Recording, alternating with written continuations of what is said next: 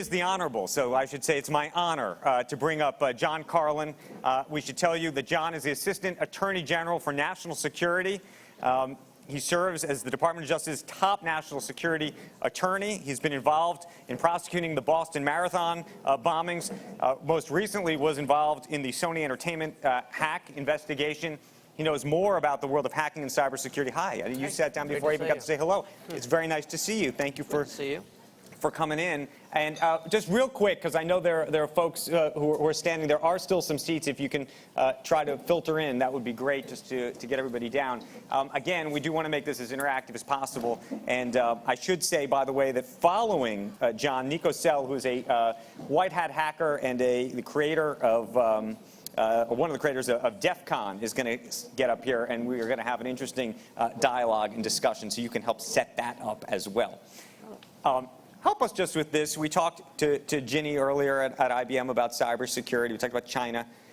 When you think about just your biggest worry right now for everybody who's playing in the business space, it is what?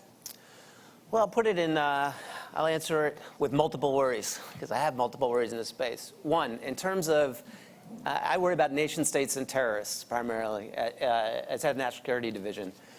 When I think about current threats, we don't have to worry about the future, because right now we have nation states deliberately targeting thousands of companies across the United States, stealing billions of dollars, not just of intellectual property, but going in and listening to your most private, sensitive negotiations while you are competing against them doing business. So that problem is here and present.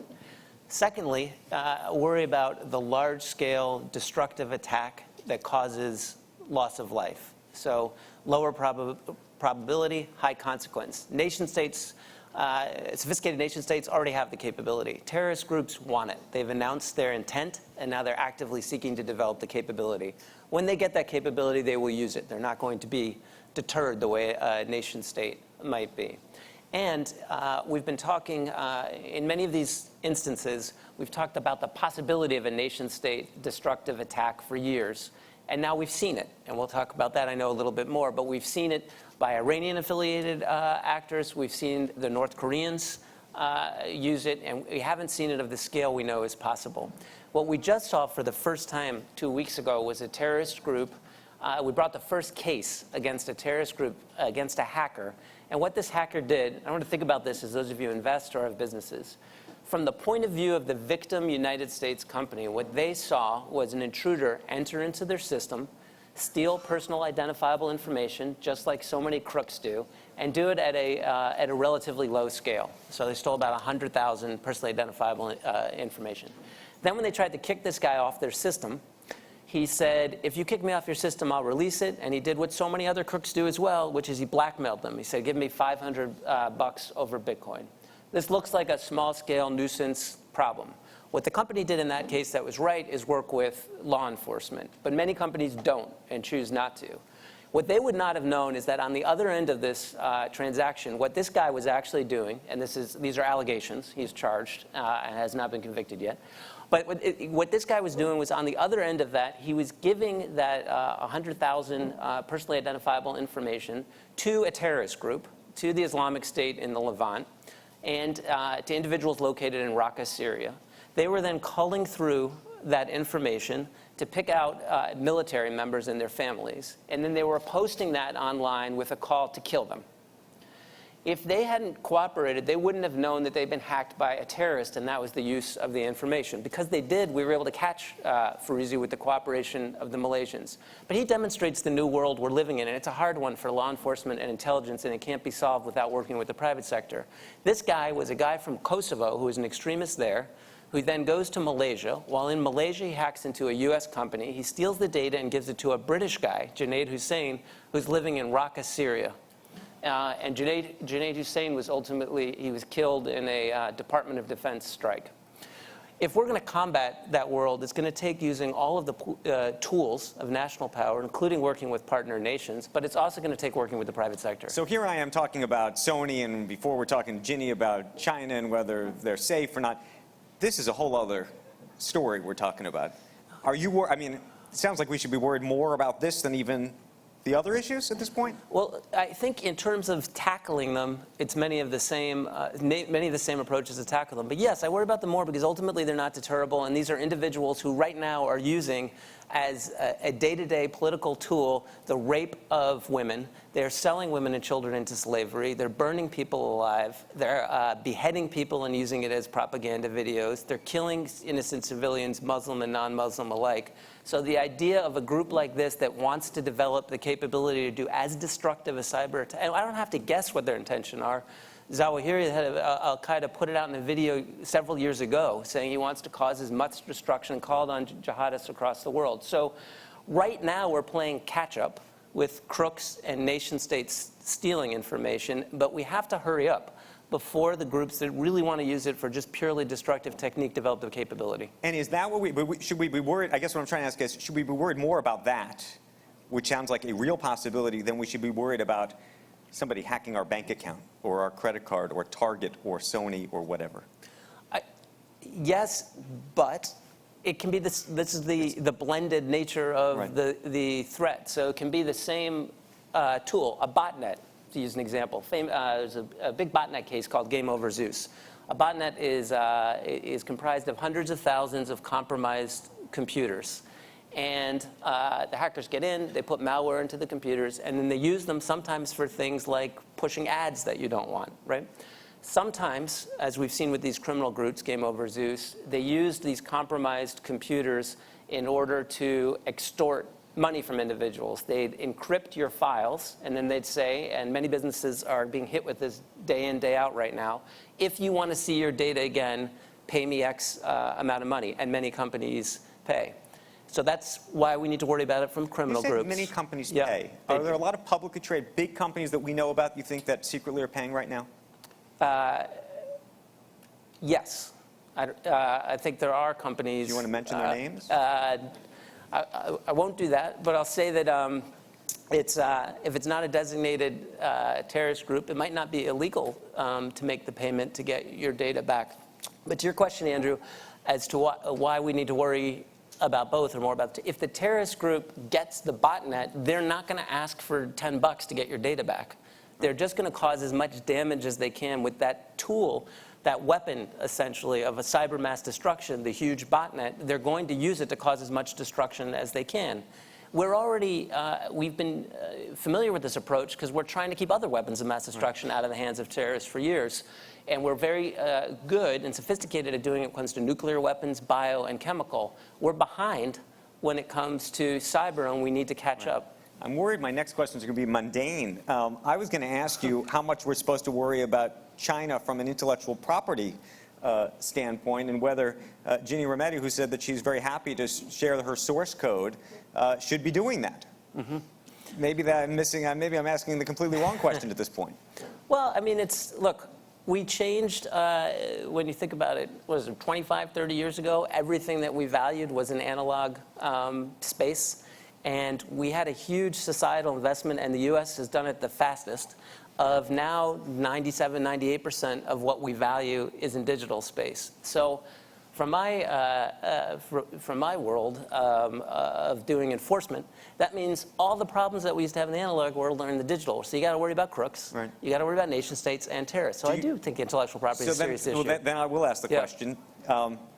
Is Ginny Rometty making the right call in showing? Would you trust the Chinese to show them your source code? We'll say this, which is why we want to reach CEOs. I think it's a decision that needs to be made by a CEO at the board level, and we are just making that transformation where it wasn't left to the chief technology officer or someone in the security space. Because these are decisions, the risk mitigation decisions ultimately, and you're betting your business in terms of some of the decisions or investments you're making on what you protect or don't protect.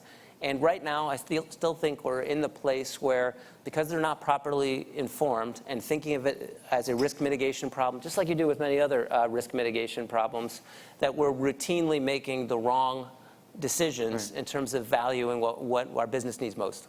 When is a business supposed to call you? And the reason I ask is I imagine some businesses get hacked and are too scared to call you because I assume by calling you, then they have to go public. So the best time to call and meet someone in the government is before you are facing a situation where you are betting your company on the response to a major hack. And this is where the Sony event was. I was just recently with Michael Linton talking about the Sony hack, and Andrew was there. And what Sony did right was, when that hack occurred, and let me tell you, as those of us in the national security community focusing mainly on the terrorist threat and on the idea of a catastrophic cyber event, the last thing we were thinking is that a rogue nuclear-armed nation event where I have to go down to the Situation Room and brief the president as to what's occurring was going to be over a movie about a bunch of pot smokers. That was not what we gamed. But when Sony hit, what Sony did right was, they're in this situation, they recognize it's serious. They knew by name and face someone in government, at a high level at Sony, knew someone in government to call when the company was on the line, who they trusted to think not just about how we would respond from the government perspective, but how we would respond knowing there's a real victim with businesses, with employees whose livelihoods were on the line, who are being threatened. And, you know, we laugh about it because of what the stakes were they caused it, but they were threatened with physical harm, not just in cyber means. Because Sony did that is why, in an unprecedented fashion, we were able to respond within 27 days and say for the first time publicly, we had to figure out who did it, which is going to be key to countering this threat and deterring it. Secondly, we said publicly who did it, which for too long we knew who did it, but we weren't saying it in government. It was classified. It was only in 2011 that we talked, that as a government official, I started saying China was stealing intellectual property. Before it was classified. Before that, everyone else was talking about it. In the government, we weren't. So one, figure out who did it. Two, say it. And three, have consequences. And you saw the president go out and issue sanctions against North Korea and also say there'll be some things you see and some things you don't, but there will be consequences for this action. From the point of view of the hacked victim and why it was important that they talk to government is, until we were able to say it was North Korea, those of you in media, hopefully not you, Andrew, were blaming, all they did was blame the victim. All the stories were about what did Sony did wrong, or there's prurient interest in Sony. We don't do that with any other type of crime, and we sure as heck don't do it when rogue nation states attack U.S. citizens. We rightly put the onus on the government and ask us, what are we doing to protect companies against people like North Korea? But we couldn't have that conversation until we figured out who did it and said it. Right. What do you say, and this is sort of a post-Edward Snowden question that relates to a lot of companies, including, I think, arguably IBM, one of the reasons they're showing their source code, one of the reasons they're trying to encrypt things in a way that they didn't before, is because that foreign governments, often who are big buyers of their product, won't buy it. They don't trust us. What do you say to that? And how much do you think about that? No, we definitely, there are two sides of the coin, right? One, we need to work with companies in order to protect them just like we work with any other victim. And we need to do a better job of figuring out who did it and being able to have these conversations to bring deterrence to this area. Because I can assure you, if there are no risks to getting caught, we're going to continue to live in the world we're living in now, which is offense way outstrips defense. There's no wall that a company can build that's high enough or deep enough to keep a determined nation-state actor out of your systems. So at that point, you're dealing with risk mitigation. What do I do when they're inside my system, and how do I deter them from doing the worst things that they might otherwise want to do? At the same time, also as a change in this technology, we're seeing terrorist groups for recruitment purposes reach into the United States, and we have a new phenomenon where a terrorist overseas can talk to a kid inside the United States, walk them down a path of radicalization, encourage them to commit terrorist attacks in their community.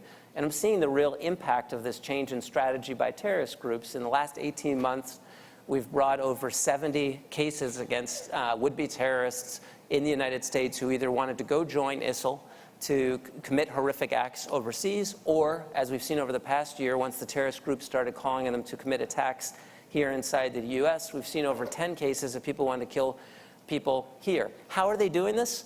they're using American-made technology that we use for many good and legitimate business purposes. You heard from some of the founders, but they're using Twitter, Facebook, Google. They're using our tools against us to recruit here. We're not going to solve that problem sitting in a bunker in government. It's going to require working with companies, so we have to go and earn that trust back. I want to talk to you about encryption because I know it's an issue that Nico is going to talk about when she gets up here. And let me quote Tim Cook, CEO of Apple, on the government's approach to encryption. As you know, Apple has tried to now encrypt everything so that it's point-to-point, won't allow you in, and that's become an issue. He says, let me be crystal clear, weakening encryption or taking it away harms good people that are using it for the right reasons, and ultimately I believe it has a chilling effect on our First Amendment rights and undermines our country's founding principles. Is he right? And I assume you agree with part of what he's saying, but I assume there's an element that you don't agree with. Well, as we'll be consistent with what I was saying about what the threats are in this space, encryption is good. We need to be able to encrypt communications. You need to be able to communicate, and you certainly need to be able to do things like financial transactions securely if we're going to move what we value into digital space. And we were just talking a little bit about risk mitigation and thinking it through at a CEO and board level.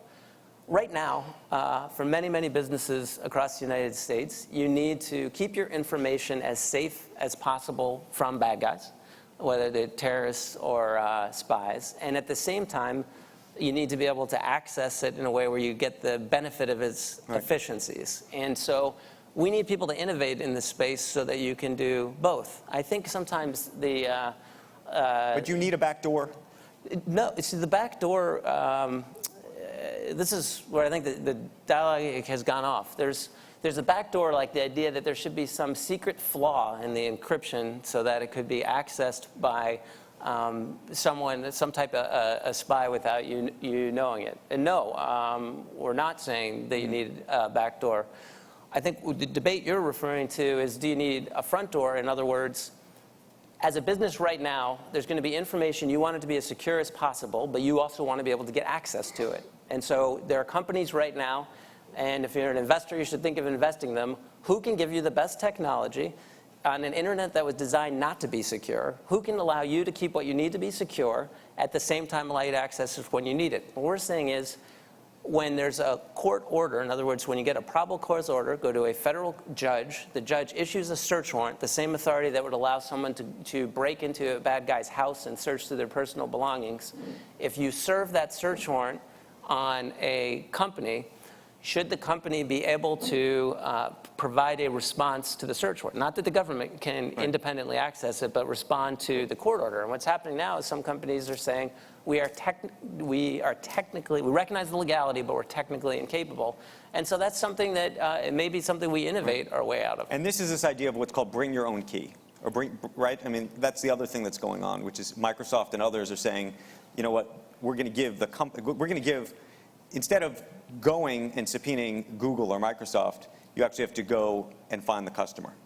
And I think it oversimplifies it to talk about any one solution, because one of the reasons that the law enforcement, especially state and locals, are having this issue is that, and it's a good thing, but we have thousands and thousands of different ways of communicating right now, and the technology is changing incredibly rapidly.